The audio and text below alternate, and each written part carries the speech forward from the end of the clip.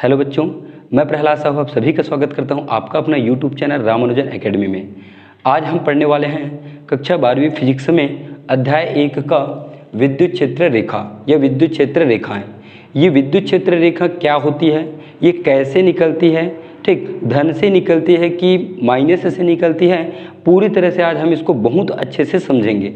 और साथ ही साथ इनकी जो गुण हैं, आपको कम से कम 5 से 6 गुण मैं आपको बताऊंगा और इनसे क्वेश्चन पूछे जा सकते हैं। एक क्वेश्चन बनता है बहुत बढ़िया, दो विद्युत क्षेत्र रेखाएं एक दूसरे को क्यों नहीं काटती, तो उसका भी कारण मैं आपको आज बताऊंगा। तो मेरे साथ वीडियो के अंत तक बने रहिएगा, आपको विद्युत क्षेत्र रेखा बहुत बढ़िया समझ आएगा और बहुत ही आसानी से समझ आ जाएगा। साथ ही साथ इसके बाद हम लोग 2 टॉपिक और देखेंगे छोटा छोटा, एक वैद्युत द्विध्रुव और एक वैद्युत द्विध्रुव आघूर्ण। ठीक, छोटा सा टॉपिक है, फिर वो जैसे हो जाएगा फिर हम तुरंत अक्षीय और निरक्षीय स्थिति में चले जाएंगे। तो चलिए विद्युत क्षेत्र रेखा को हम स्टार्ट करते हैं। चैनल पर नए हैं तो प्लीज़ चैनल को सब्सक्राइब जरूर करें, साथ ही साथ बेल आइकन को भी प्रेस कर लीजिएगा, जिससे हम इसी तरह के नए नए वीडियो अपलोड करें तो उसका नोटिफिकेशन सबसे पहले आपको मिल जाएगा। तो आइए देखते हैं विद्युत क्षेत्र रेखा क्या होती है। ठीक, सबसे पहले ये समझिए, जो विद्युत क्षेत्र रेखा होती है वह होती है एक काल्पनिक रेखा, ये वास्तविक नहीं है। विद्युत क्षेत्र रेखा वास्तविक नहीं है, यह एक काल्पनिक रेखा है और ये इस वक्र जैसे बनता है, कुछ इस तरह से बनता है या ऐसे बनता है। तो विद्युत क्षेत्र रेखा जो होती है वो एक वक्र जैसे बनता है, निष्कोण, जिसका कोई कोण नहीं होता है। ठीक, ये पता नहीं निकल के कहाँ से आ रहा है और जाएगा कहाँ। ठीक, तो ये निष्कोण होता है और ये एक काल्पनिक वक्र होती है, जिसे हम कहते हैं विद्युत क्षेत्र रेखा। क्या बोलते हैं? विद्युत क्षेत्र रेखा। अब हम बात करते हैं आवेश में। किस में बात करेंगे? आवेश में। ठीक, तो पहला नंबर का इनका गुण है। ठीक, यहाँ पे मैं सिर्फ आपको ये समझाऊंगा। देखिए, जो पहला नंबर का गुण होता है, जो विद्युत क्षेत्र रेखा होती है, अच्छा इसको आप रख दीजिए, इसमें मैं 2-3 चीज़ आपको और समझाऊंगा जरूरत पड़ने पर। विद्युत क्षेत्र जो रेखा होती है वो धन आवेश से निकलती है और माइनस आवेश पर जाके समाप्त होती है। जैसे यही इसका पहला गुण रहेगा, ये आपका धन आवेश है। ठीक, और ये आपका, अच्छा, धन आवेश से विद्युत क्षेत्र रेखा निकलती है, ये इस तरह से, ये इस तरह से, ये इस तरह से। ठीक, धन आवेश से विद्युत क्षेत्र रेखा निकलती है। अब निकलने के बाद वो जाएगा कहाँ बताइए? ये सीधा कहाँ जाएगा? इसकी कोई एकदम निश्चित दूरी है क्या? नहीं। तो विद्युत क्षेत्र रेखा, इसको हम एकल आवेश कहेंगे। क्या कहेंगे? एकल आवेश। ठीक, एकल आवेश, एकल आवेश, इसको हम बोलेंगे एकल आवेश। तो एकल आवेश से विद्युत क्षेत्र रेखा निकल के अनंत की ओर जाती है और अनंत से ही क्या होती है? माइनस आवेश में आती है। ये माइनस है, तो माइनस में विद्युत क्षेत्र रेखा अंदर आती है और प्लस में विद्युत क्षेत्र रेखा बाहर जाती है। प्लस से विद्युत क्षेत्र रेखा निकलती है और माइनस में विद्युत क्षेत्र रेखा अंदर आती है। यही इसका पहला गुण रहेगा। दूसरा आप लोग लिख सकते हैं एकल आवेश, ये प्लस एकल है, यहाँ पे माइनस भी एकल है। तो एकल आवेश में विद्युत क्षेत्र रेखा क्या होती है? अनंत में जाके समाप्त होती है और अनंत से इसमें आती है। जैसे माइनस में आएगा तो कहाँ से आएगा? अनंत से आएगा। प्लस से जाएगा तो कहाँ से जाएगा? अनंत से जाएगा। ठीक, प्लस से जब विद्युत क्षेत्र रेखा निकलेगा तो वो जाएगा किस में? अनंत में जाएगा। किस में जाएगा? अनंत में। तो आप दूसरा गुण इसका यही लिख सकते हो। तीसरा देखें हम लोग, तो विद्युत क्षेत्र रेखा पर खींची गई स्पर्श रेखा, जैसे ये एक बिंदु है, ठीक, यहाँ एक बिंदु है, यहाँ एक बिंदु है, यहाँ एक बिंदु है। अब इस विद्युत क्षेत्र रेखा की हमें दिशा देखनी है। क्या देखनी है? दिशा।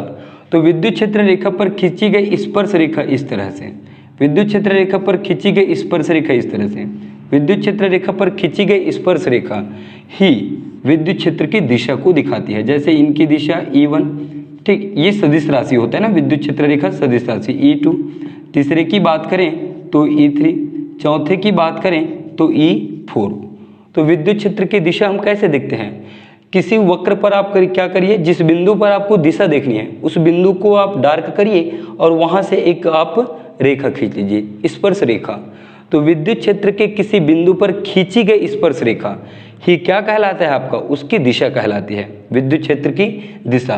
तो तीसरा गुण आप वही लिख सकते हो, विद्युत क्षेत्र के किसी बिंदु पर खींची गई स्पर्श रेखा ही विद्युत क्षेत्र की दिशा होती है।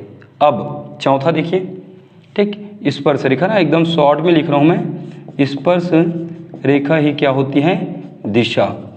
ठीक, मैं आपको बता दिया हूँ कि चैप्टर 1 का नोट्स आपको मिल जाएगा जिसमें ये सभी चीज़ें लिखा हुआ है।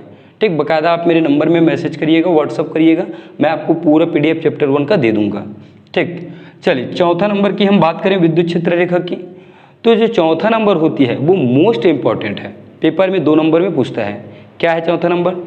दो विद्युत क्षेत्र रेखा एक दूसरे को कभी नहीं काटती। ठीक, ये मान लीजिए ये एक विद्युत क्षेत्र रेखा है और ये एक विद्युत क्षेत्र रेखा है। ठीक, तो वो एक दूसरे को कभी भी नहीं काटेंगे। ठीक, सॉरी ये दिशा है, लेकिन दो विद्युत क्षेत्र रेखा एक दूसरे को कभी नहीं काटेंगे, क्योंकि मान लीजिए एक विद्युत क्षेत्र है और ये आपका दूसरा विद्युत क्षेत्र है, वक्र जैसे बना लेते हैं। ये आपका पहला विद्युत क्षेत्र है और ये आपका दूसरा विद्युत क्षेत्र रेखा है।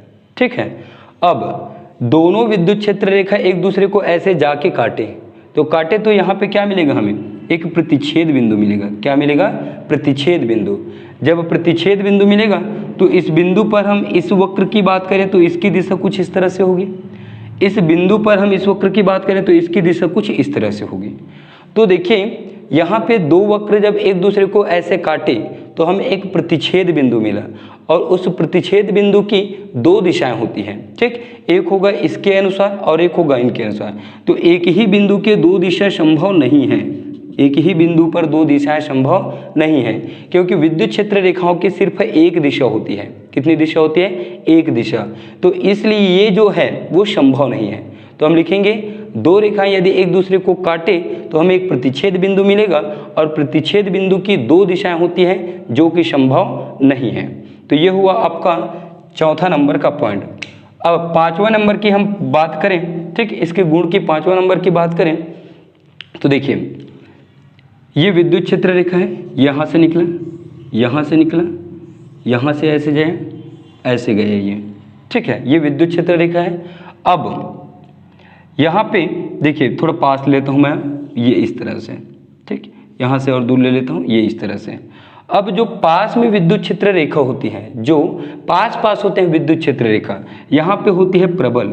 क्या होती है? प्रबल। प्रबल विद्युत क्षेत्र होती है पास पास रेखाओं के आसपास। ठीक, क्योंकि यदि हम इस क्षेत्र को देखें, मान लीजिए यहाँ पे एक मैं आयत बना लूँ, ठीक, तो इस आयत में देखिए 3 विद्युत क्षेत्र रेखा गुजर रहा है। कितना गुजर रहा है? 3 विद्युत क्षेत्र। सेम इसी को मैं यहाँ बनाता हूँ, मान लीजिए यहाँ पे ये इस तरह से, तो इसमें से 2 गुजर रहे हैं। यदि मैं यहाँ पे बनाता हूँ सेम इसी को, तो यहाँ पे देखिए सिर्फ एक विद्युत क्षेत्र रेखा गुजर रहा है। अर्थात जब विद्युत क्षेत्र रेखा पास पास होती है तो वहाँ पे विद्युत क्षेत्र क्या होती है? प्रबल होती है। क्या होती है? प्रबल। और दूर दूर होती है, वहाँ पे क्या होती है? वो दुर्बल होती है। विद्युत क्षेत्र रेखा आगे बढ़ते जाता है ना, तो वो दुर्बल होते जाता है, और पास में जो रहता है तो वो क्या होता है? प्रबल रहता है। तो ये होगा आपका पांचवा गुण। क्या होगा? पांचवा गुण। अब हम सिंगल सिंगल आवेश के लिए देखे थे। अब यहाँ पे यदि 2 के 2 आवेश हो गए, मान लीजिए ये प्लस है, क्या है? प्लस है। यहाँ से विद्युत क्षेत्र रेखा कुछ ऐसे जाएगा। अब यहीं पे हम एक एकांक आवेश या परीक्षण आवेश की कल्पना करें, परीक्षण आवेश की कल्पना करें, तो ये प्लस की आवेश क्या करेगा? इनको प्रतिकर्षित करेगा, तो इनकी भी दिशा क्या होगी? इसी दिशा में होगी, और ये यहाँ से निकलने वाली विद्युत क्षेत्र रेखा अनंत की ओर जाएगी। किधर जाएगी? अनंत की ओर। अब 2 रेखाओं की हम बात करते हैं। ठीक, 2 आवेश के बीच एक धन ले लेते हैं, प्लस आवेश और प्लस आवेश। प्लस और प्लस के बीच में कैसे होगा? देखिए यहाँ विद्युत क्षेत्र रेखा इधर तो जा नहीं पाएगा, क्योंकि वो प्रतिकर्षित करेगा, तो कुछ इस तरह से जाएगा, वो कुछ इस तरह से जाएगा। इनसे भी निकलने वाले विद्युत क्षेत्र कुछ इस तरह से जाएगा, ये कुछ इस तरह से जाएगा। ठीक, यहाँ से ये कुछ ऐसे जाएगा, ये इस तरह से, ये कुछ ऐसे जाएगा, ये बाहर जाएगा ना, ये क्या होगा? बाहर जाएगा। तो जब प्लस और प्लस होते हैं तो विद्युत क्षेत्र रेखा क्या करते हैं? एक दूसरे को, मतलब वो तो आपस में प्रतिकर्षित होंगे, तो यहाँ से क्या होगा? ये आपस में चिपकेंगे नहीं। ठीक, तो ये क्या होगा? कुछ इस तरह से ये दूर दूर जाएगा, ये कुछ इस तरह से जाएगा। अब एक प्लस और एक माइनस हो गया, मान लीजिए। ठीक, यहाँ पे छोटा लेते हैं चित्र, एक प्लस और एक ले लेते हैं हम माइनस। तो विद्युत क्षेत्र रेखा प्लस से माइनस की ओर जाती है। कहाँ से जाती है? प्लस से माइनस की ओर। देखिए प्लस से निकला और माइनस में समाप्त हुआ, प्लस से निकला और माइनस में जाके समाप्त हुआ, प्लस से निकला और माइनस में जाके समाप्त, प्लस से निकला माइनस में जाके समाप्त, प्लस से निकला माइनस में गए, प्लस से निकला माइनस में गए। यहाँ से क्या होगा? कोई आएगा, यहाँ से क्या होगा? आएगा। ठीक, इधर से ये घूम के जाएगा, याद रखना, ठीक, इधर से ये क्या होगा, घूम के जाएगा यहाँ ऐसे, ये इस तरह से इनमें आएगा, ये घूम के ऐसे आएगा, एक वक्र बनाएगा, क्या होगा, एक वक्र बनाएगा कुछ इस तरह से। ठीक, तो विद्युत क्षेत्र रेखा प्लस और माइनस में, प्लस से निकल के माइनस में वो जाती है, क्या होती है, प्लस से वो माइनस में जाती है। तो इस तरह से विद्युत क्षेत्र रेखाएं हैं, ये इसकी कुछ 5 मैं आपको गुण बताया हूँ, इसे आप ध्यान रखिएगा और मैं आपको इसका नोट्स दे दूंगा और एग्जाम में पूछता है तो आप इसको बहुत आसानी से बना पाएंगे। तो इसे आप स्क्रीनशॉट ले लीजिए, ठीक, क्योंकि इसे मिटाऊंगा। इसके बाद हम देखेंगे एक छोटा सा टॉपिक, वैद्युत द्विध्रुव और वैद्युत द्विध्रुव आघूर्ण। ठीक, तो विद्युत क्षेत्र रेखा पढ़ने के बाद हम देखेंगे वैद्युत द्विध्रुव और वैद्युत द्विध्रुव आघूर्ण। तो इसको समझिए आप, वैद्युत द्विध्रुव क्या होते हैं।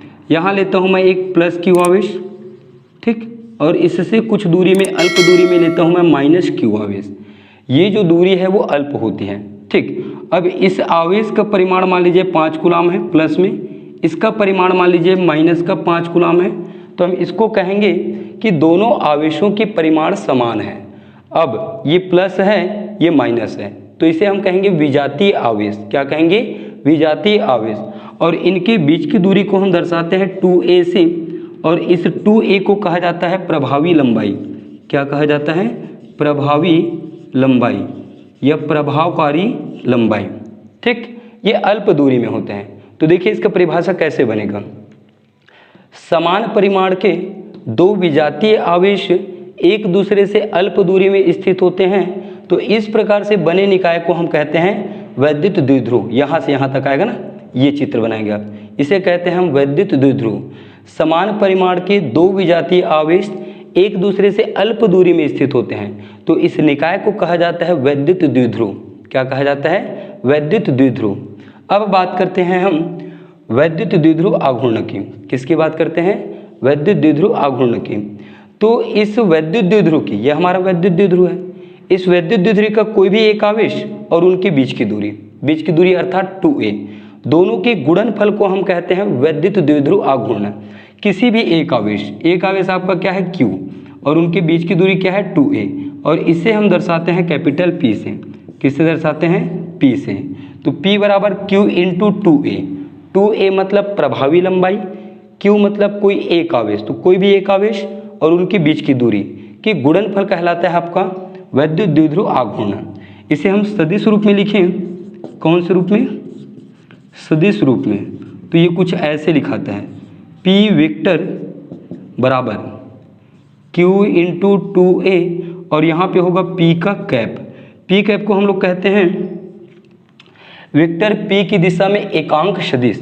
ठीक, P कैप आपका क्या है, वेक्टर P की दिशा में एकांक सदिश है। क्या है, एकांक सदिश है। ठीक है, अब हम इसके SI मात्रक की बात करें, SI मात्रक। तो देखिए SI मात्रक क्या होगा, Q मतलब आवेश, आवेश का होता है कूलाम, आवेश का होता है कूलाम। दो को अचर है, A का होता है A मतलब दूरी, मतलब ये होगा मीटर, तो कूलाम मीटर, इसका SI मात्रक हो जाएगा कूलाम मीटर। विमीय सूत्र की हम बात करें, इसका विमीय सूत्र ध्यान से देखिए, कूलाम का क्या होता है, आवेश का विमीय सूत्र होता है A इंटू टी। क्या होता है, A इंटू टी। मीटर अर्थात दूरी, ये दूरी है ना 2a, तो दूरी का विमीय सूत्र हम प्रयोग में लेते हैं लंबाई मतलब L। विमीय सूत्र के फॉर्मेट में लिखें तो m पहले आता है, फिर L, फिर T, फिर A। अब देखिए यहाँ पे द्रव्यमान की विमा यहाँ पे 0 है, लंबाई की विमा 1 है, और समय की विमा 1 है, एम्पियर की विमा 1 है। तो ये हुआ इसका विमीय सूत्र। इसकी प्रकृति की हम बात यदि करें, ठीक, तो देखिए इसकी एक दिशा होती है प्लस से माइनस की ओर। ठीक, विद्युत क्षेत्र रेखा प्लस से निकलती है, माइनस में समाप्त होती है, तो यह एक सदिश राशि है। क्या है, सदिश राशि। ठीक, तो छोटा सा टॉपिक था ये। मुझे लगता है कि ये दोनों टॉपिक आपको बहुत अच्छे से समझ आ गया होगा। तो नेक्स्ट वीडियो में हम लोग पढ़ेंगे अक्षीय स्थिति। क्या पढ़ेंगे, अक्षीय स्थिति।